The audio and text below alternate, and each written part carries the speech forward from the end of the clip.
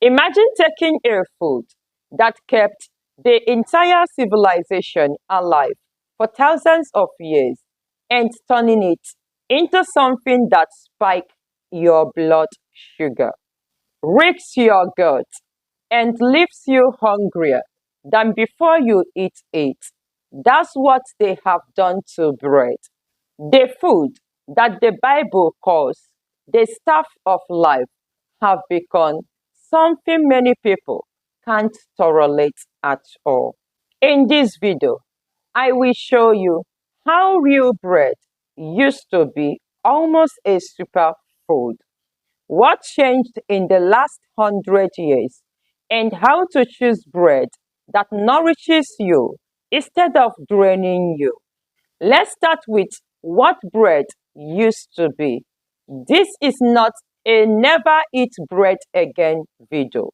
This is a let's stop pretending that modern factory bread is the same as what our ancestors ate video.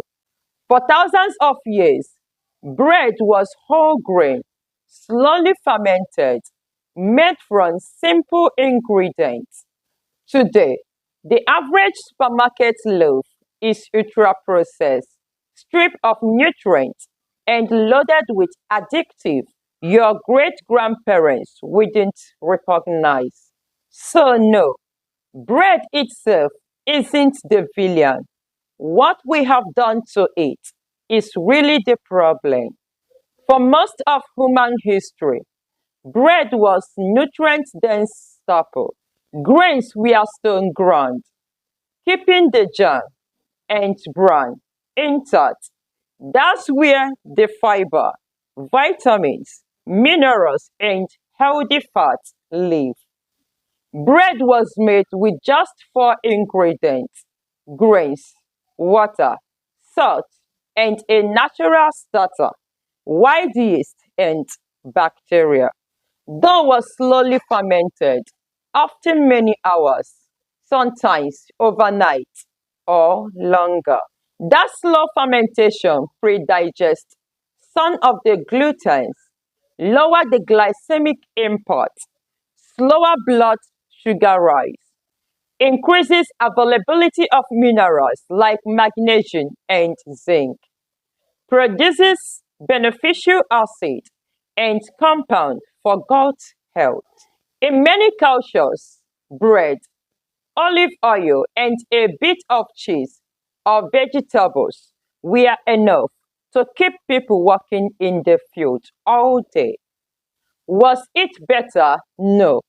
But compared to most modern food, traditional bread was much closer to a complete food.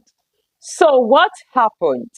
When I say poison, I'm talking about how modern bread can spike your blood sugar, like candy, promote overeating, and contribute to inflammation to some people. Not because bread itself is evil, but because of three huge changes. The changes include the grain, the process, and addictive. Let's talk about the grain. This strip out the germ and bran, leaving the starchy white endosperm. Then we bleach and enrich it with synthetic vitamins because we strip the natural ones out. This results to less fiber, fewer micronutrients, faster digestion, and bigger blood sugar spike. Your body burns through it quickly. Then you can crash and craft for more. Now let's talk about the process. Traditional bread are fermented for about 12 to 24 hours, while modern industrial bread, quick rise yeast, baked and backed in just a few hours. This is what we lose with that rush. Let's break down of gluten. Let's break down of phytic acid, which burns minerals, fewer beneficial fermentation byproducts. So the bread is harder to digest, more likely to spike blood sugar, and less nutritious. So let's talk about the addictive. Grab a typical sheep loaf. Look at the label. You will see sugar or a high fructose corn syrup, vegetable seed oils, emulsifiers, dough conditioners, preservative to keep it fresh for weeks. But these don't exist to nourish you.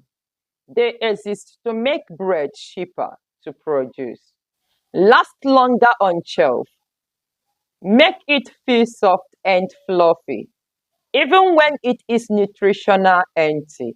This disrupts the gut lining and microbiome in susceptible people. So when you combine refined flour, fast processing, plus a cocktail of addictive, you get something that looks like bread but behaves in your body more like a processed snack food. So when you buy bread, look for chart ingredient list like whole grain, flour, water, salt, sourdough starter or yeast, maybe a bit of olive oil. If your bread has a paragraph of ingredients, multiple oils, and sugar, or words that you can't pronounce, that is a red flag. Look for 100% whole grain or 100% whole wheat or bread labeled stone ground or whole spent. Don't be fooled by multigrains or made with whole grains, which can still be mostly white flour. Real sourdough uses a natural starter, often only flour, water, salt. While traditional sourdough can be easier on blood sugar, easier to digest for many people, and more nutrient dense. Eat bread rich in protein, healthy fat, and fiber so it doesn't hit your blood sugar as hard. Learn how to read label and avoid the most processed stuff.